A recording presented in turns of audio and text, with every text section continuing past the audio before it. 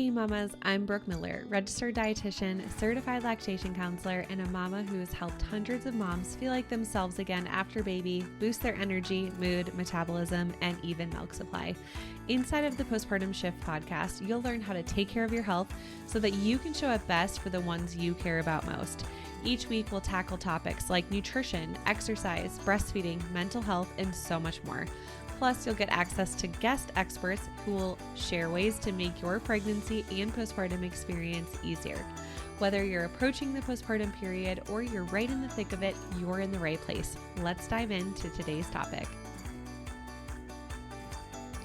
Welcome back to the podcast, Mama. And today we are going to be talking all about New Year's resolutions because we are heading into the new year and so many of you are wanting to set health goals this year that maybe they're new health goals, and maybe they're goals that you set back in 2024 at the beginning and you didn't reach them. Maybe you're like me and you set the exact same New Year's resolution every single year and you still haven't conquered it.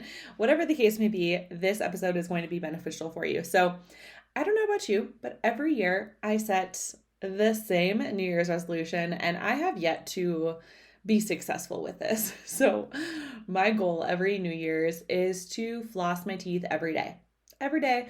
And I have yet to go an entire year where I floss every day.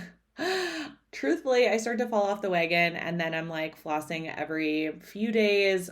I'm definitely not consistent. So that is always a goal. I've bought a water pick. I used it and then I broke it. I do like the little flossers. You know what I'm talking about. The like little grippy ones that you can kind of grab versus like the actual old school floss. I do find that I use those other ones more. So I would say that I floss several times a week, but I am not consistent at flossing every single day. And so that is something, probably heading into this new year, I'm going to reset that goal and work on that again. And so when it comes to goal setting for the new year, one of the big mistakes that I see moms making is they are setting a really big goal for the new year and they are not breaking the goal down. So maybe your goal going into this new year, I'm just going to use a common one, is I want to lose, 15 pounds by the end of the year. I want to lose 15 pounds this year. And so they wake up every morning, they're like, all right, this is the new year. I'm going to lose weight. I'm going to lose weight. But when we're only fixated on this outcome goal, we're actually not fixated on the process goal to get us there. And so something that I really recommend is breaking down these big goals into more tangible, smaller goals so that you feel confident you can master that. Because the truth is, if we all say we want to lose 15 pounds this year, we can all go about it in very different ways. And some ways are going to be healthier than others. And so we want to actually break it down and see which is like the best route to get me to my goal. So this year, something that I really want to work on, I'm done having babies. I just had my third baby. I'm 3 months postpartum. Something that I am working on in this new year is I really want to build more muscle. I want to get leaner, toner. I want to get stronger. And so part of that means that I need to start strength training. So when I look at the goal of I want to get stronger, I want to build muscle mass, I need to ask myself, what are the things that are going to help me do that? So obviously the biggest thing is strength training and continuing to lift heavier weights and continuing to lift on a frequent basis. Also, part of that goal is eating enough protein for my needs and, eating enough protein after my workouts. And so I actually just finished a strength training workout. And this week I was able to do 4, which is actually, I'm very proud of myself because I was in urgent care this morning with my kids. Both my boys were not feeling great, so they were both home from school today. My whole day just got kind of screwed up. But during nap time, I was like, you know what? I need 20 minutes by myself. And so I got in a 20-minute strength workout 4 days this week. And I know that if I focus my attention on doing that every single week, consistently, of course, there's going to be some weeks where maybe I only get in 2 or 3 workouts.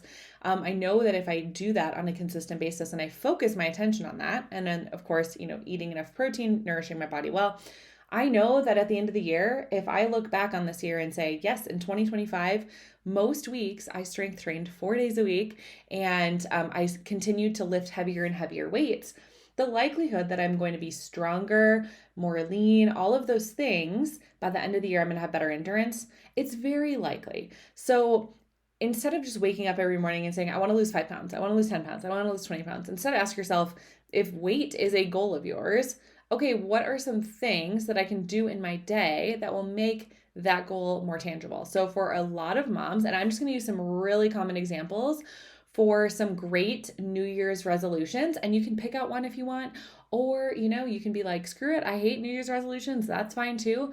At the end of the day, I think there's pros and cons to New Year's. I think a lot of people make a really big lofty goal and they don't break it down, and I think that's why so many people fail their resolutions so early on. And I think it's actually good to be building the habit of every single week focusing on a health goal. So for me, and inside the postpartum shift community with my students, every week we're all working on a goal. So we check in at the beginning of the week. What are your goals? What are your intentions this week? At the end of the week, did you reach your goals? If not, what happened? What got in your way? What can you tweak? And for some moms, they pick a goal for the week, they hit it, and they're like, I'm good. This is a habit. I'm moving on to the next one. For some moms, they're like, yeah, I did it, but it doesn't feel like a really strong habit yet. So next week, I'm focusing on the same goal. For some moms, they're working on the same, goal and objective for a month straight. That's fine. We all go at our own pace. And so I actually like the idea of, instead focusing on January 1st, I need to overhaul my whole health journey. I like the idea of focusing every week on one single goal. And then once you feel like you've gotten it down, it's a really great habit, then you don't have to think about it anymore. So for instance, for me, drinking water, that is a goal. I nailed that goal in like middle school. I'm an athlete. I grew up, I played college softball. I played volleyball and softball as a kid. I played travel softball. Like, I was always in the weight room. I had my first personal trainer at 15. So I've been weightlifting consistently since I was 15. And so exercise has always been such an important part of my life. And so when I'm, in the postpartum period, I actually really look forward to getting back into workout because it's such a big part of my life. And it's the same thing with drinking water. It's like at a young age, I got in the habit of drinking water because I was so active, especially when you're playing a summer sport and you're out in the heat. It just became a good habit. And so drinking water is something I never have to think about. It's like I always have a water bottle with me. I have one right next to me right now with an RX bar. And so I always have, water with me. And so for me, that's not a habit I have to think about anymore. But for some moms in my community, they are dehydrated all the time, and that is something that they really want to work on. And so, for you, maybe this year, maybe your big goal is drinking more water. Maybe it's getting outside, doing more walks. Maybe it is eating more protein. Maybe it is doing some strength training a few days a week. And if you've been wanting to reach your healthiest weight and feel like yourself again postpartum without having to sacrifice your favorite foods or your milk supply, I've got a free workshop just for you. Inside of this free workshop, you'll discover how to boost energy, mood, metabolism, and even protect your milk supply. You'll learn common mistakes that moms make that actually cause exhaustion, mood swings, low milk supply, and weight loss resistance to become worse, things that moms don't even realize. And you'll learn the proven 3-step method to heal your hormones and metabolism after baby so you can go from surviving to thriving postpartum. Plus, as a free gift, you'll get my postpartum snack guide when you come hang out with us. All you have to do is click the link in the show notes to save your seat today. Spots are limited. See you there. And if you heard my strength training thing at the beginning and you're like, oh my gosh, 4 days a week, I can't do that. But you do want a strength trainer, you do want to gain muscle or, get leaner, toner this year, then instead of setting your goal at, I want to start at 4 days a week, start it at 1 day a week. And then once you get that down, start it at 2 days a week. And then once you get that down, move your goal to 3 days a week. So whatever your goal is at the beginning of the year, it doesn't have to be the same. You can start smaller in January. And then once you build that consistency, you can always add on to that goal. So for instance, my goal is to continue strength training 4 days a week.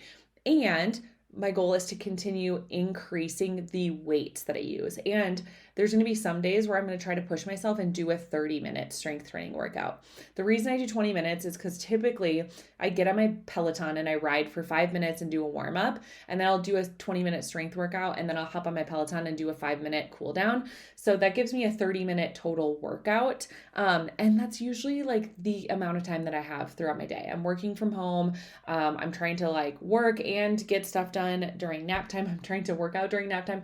And so for me, 30 minutes feels doable. The thought of doing an hour workout at home, for some moms, if you're not working from home and your kids are napping, that may be doable for you to do a few workouts a week instead. That's an hour long. But for me, the shorter increments work best. And then when I, got back into working out from postpartum, I started with 10 to 15-minute workouts, and then I moved up to 20. So you can always start smaller. So strength training is a great idea for a New Year's resolution if you're looking for that.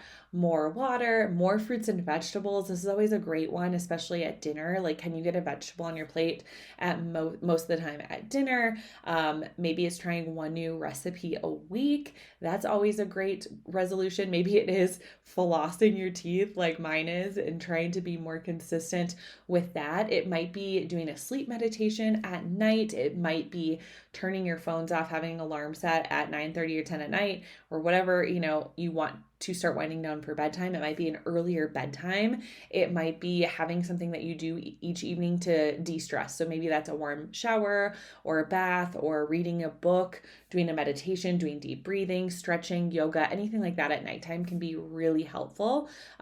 So there's so many different things when it comes to New Year's resolutions. And I think a lot of times we think it has to be weight related, and it doesn't. It doesn't have to be weight related. You can make a resolution that is for your mental health, for your physical health.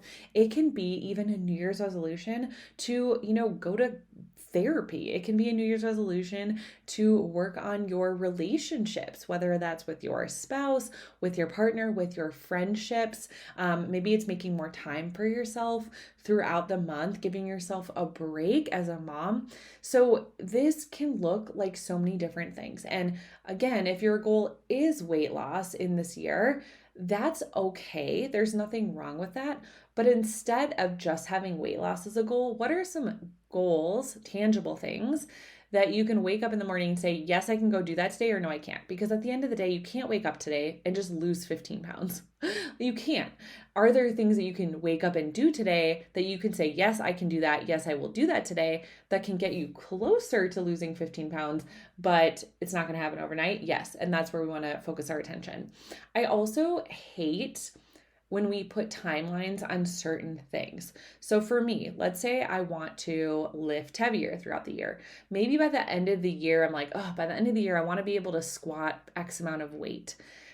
Sometimes it's not helpful to say by the end of the year or by next month, I want to do this. Sometimes it's actually better for us to say, you know what? My goal is to squat X amount of weight.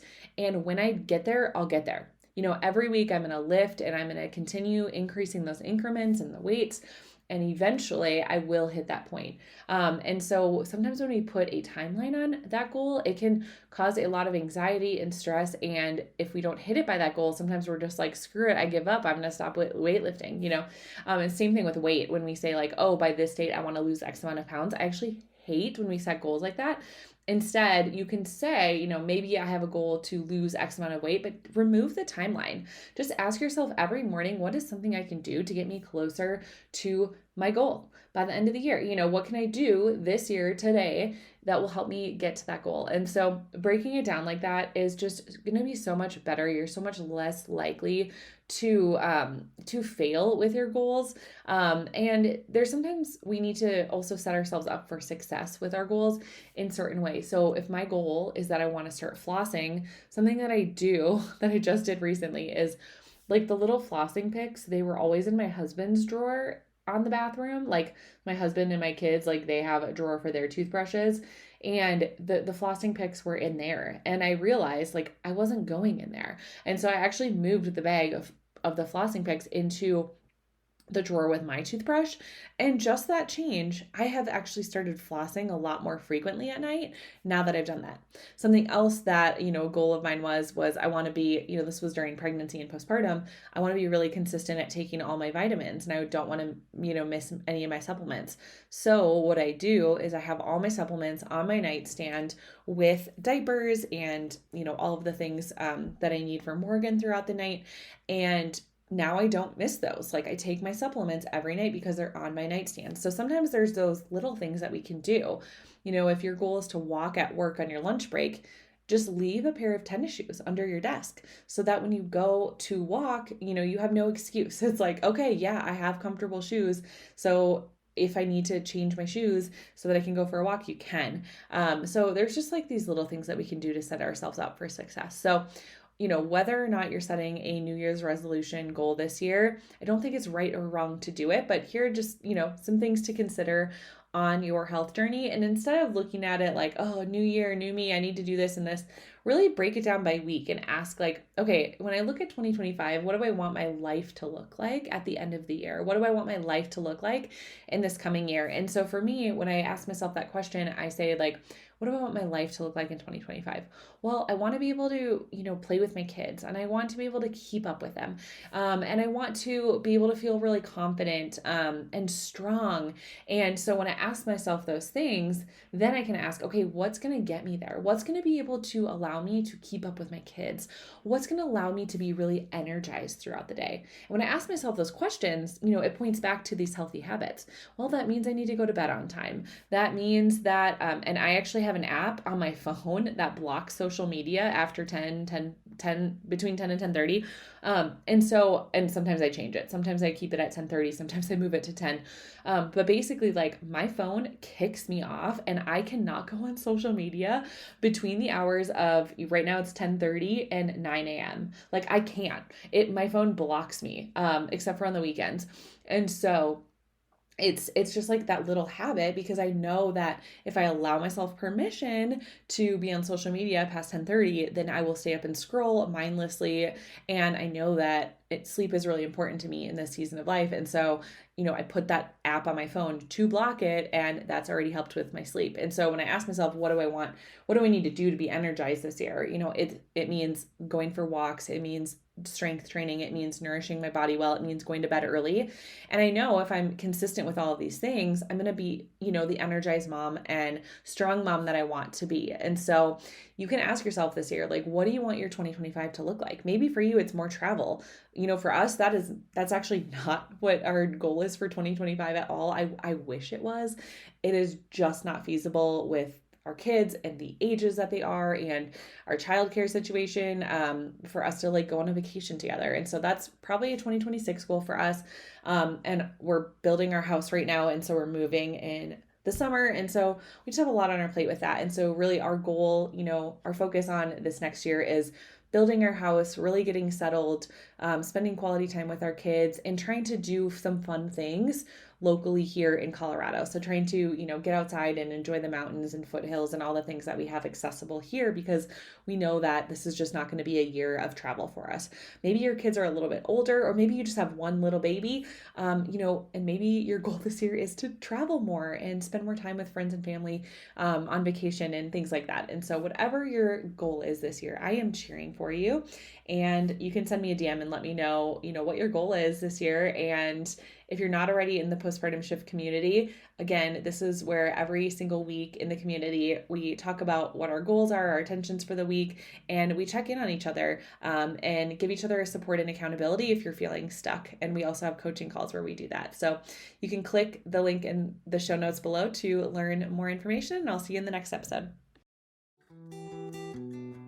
Exercise is crucial for our overall mental and physical health, especially during pregnancy and postpartum. Something that has helped me stay really consistent with strength training and yoga at home during nap time is the Expecting and Empowered workout app. I love that I can choose how many weeks pregnant or postpartum I am, and the app tells me exactly what to do. Plus, there's cardio, yoga, and strength training options for new moms and moms to be. You can go ahead and click the link in the show notes to get 7 days free and also save 15% off the annual option when you use promo code Nutrition for Mamas. Thank you so much for hanging out with me and listening to the Postpartum Shift podcast. If you enjoyed this episode, it would mean the world to me if you could share this episode with a mom friend and leave a written review. This helps the podcast reach and help even more moms. Come say hi over on Instagram at Nutrition for Mamas.